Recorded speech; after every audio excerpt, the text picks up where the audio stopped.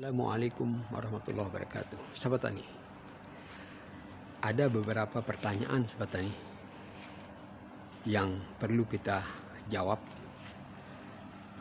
yang hubungannya dengan pembungaan pohon durian. Sahabat Tani, pertanyaannya adalah apakah batang pohon durian harus semuanya generatif baru akan terjadi pembungaan atau pembuahan sahabat tani? Jawabannya tidak harus, karena bisa saja setengah atau 70% daripada batang pohon durian itu generatif dan 25% ke atasnya masih dalam keadaan vegetatif, tapi masih bisa berbuah sahabat tani. Kita sudah mengalami itu pada durian bawor kita, di mana tinggi durian bawor kita itu 5 meter ya, di dalam pot pun itu, tapi pot besar ya. Itu berbunga Oktober lalu. Dia batangnya generatif itu sampai tinggi 2,5 meter, sedangkan 2,5 meter ke atasnya itu masih vegetatif. Bagaimana membedakan vegetatif dan generatif? Ini kita lihat sahabat ini. Coba kita lihat batang pohon kita ini. Nah, ini ciri-ciri daripada batang pohon yang sudah generatif sahabat ini. Nah, seperti ini. Cabang produksinya vegetatif.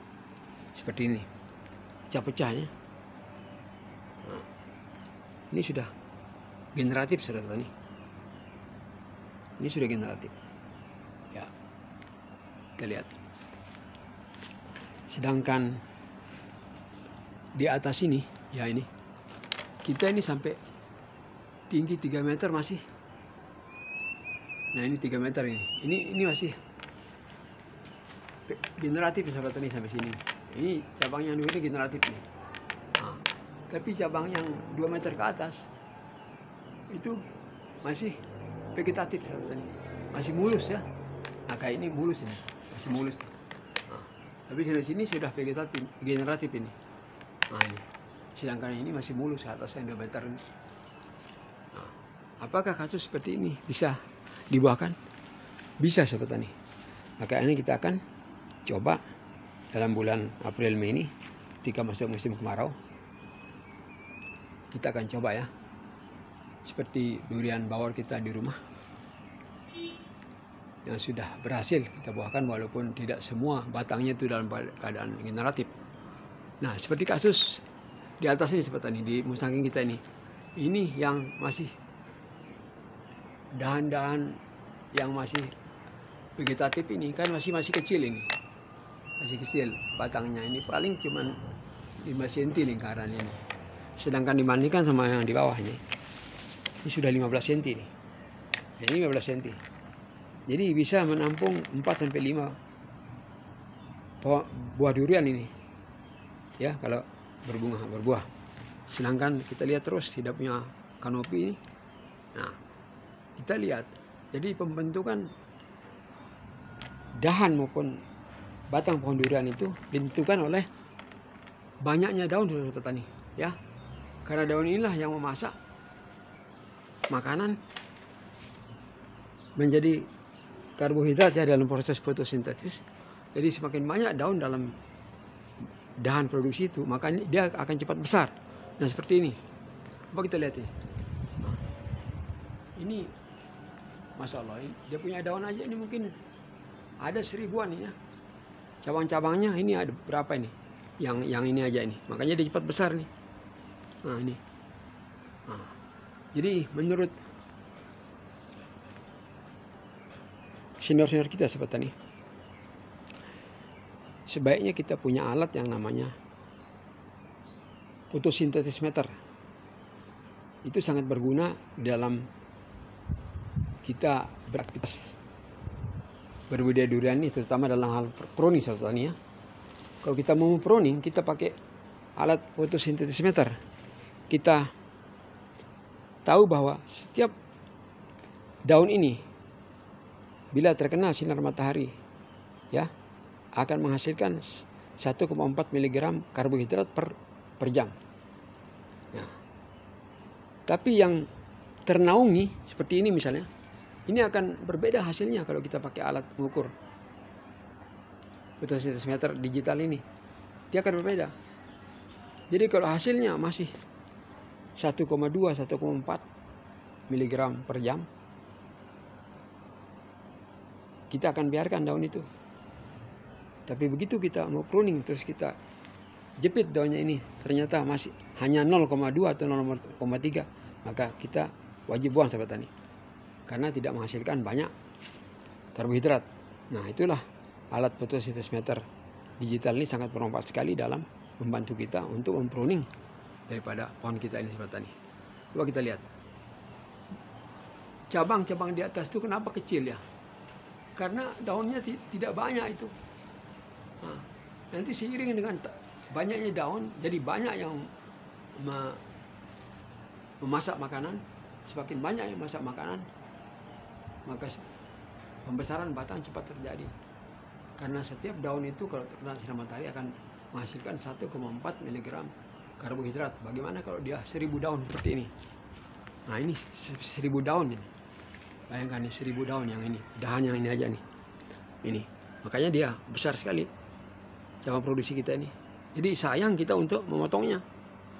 Dengan dalil kita mau potong ini untuk membesarkan di atas. Jadi kita biarkan ini dalam keadaan generatif dan mendatangkan buah dulu. Karena begitu dia mendatangkan buah ini nanti, bergantung buah di sini 4 atau 5, maka pertumbuhan basar batangnya ini akan stuck ya. Karena nutrisi itu akan beralih ke buah yang menggantung. Sedangkan yang vegetatif, yang masih vegetatif di atas akan tetap berkembang besar. Ya.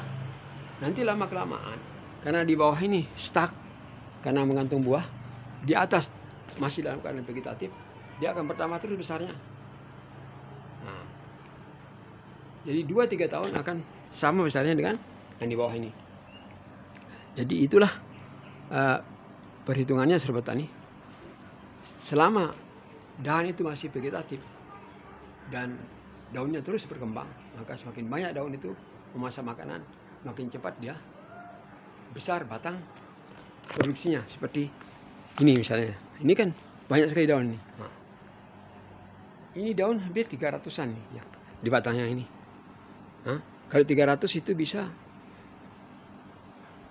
2 buah ya digantung di sini, karena setiap 1 buah itu bisa 100 sampai 150 lembar daun. Atau setiap kilo daripada buah ini bisa 75 sampai 100 lembar daun yang akan mematangkan buahnya.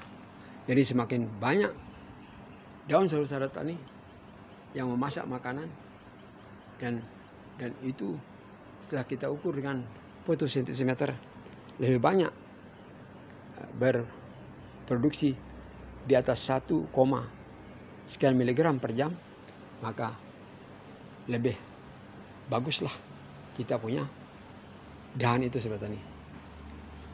Ya, itulah sahabat tani singkatnya tentang bagaimana menjawab pertanyaan, mampukah durian berbuah? Walaupun tidak semua batang produksinya itu generatif. Contohnya di rumah sudah kita buktikan bisa sahabat tani. Oleh karena itu kita akan coba di sini. Walaupun ini baru 3 meter batangnya yang generatif, baru sampai di sini ya. Generatifnya ini 3 meter nih. Tapi 2 meter ke atas itu masih vegetatif. Nanti pertumbuhan vegetatifnya ini akan terus membesar, sementara di bawah ini akan stuck karena menggantung buah ya. Di bawah akan stuck karena akan menggantung buah. Lama-kelamaan akan samalah besarnya cabang produksi yang ada di atas ini kan yang di bawah ini. Jadi kita tunggu 2-3 tahun maka akan sama. Karena apa? Kenapa kita tidak potong di bawah ini untuk membesarkan di atas nih? Karena kita akan batasi tingginya sahabat tani. Kita cuma 5 meterin aja. Kalau ada pertama lagi kita akan potong. Kita kawal tingginya. Karena ini adalah rumah rumah kebun ya, jadi bukan tempat yang luas, karena kita perlu ruang yang cukup untuk membuat tinggi, karena ruang kita tidak luas, jadi kita harus batasi tingginya seperti ini. Nah itulah apa namanya seperti ini, pencerahan sedikit, mudah-mudahan bisa diterima.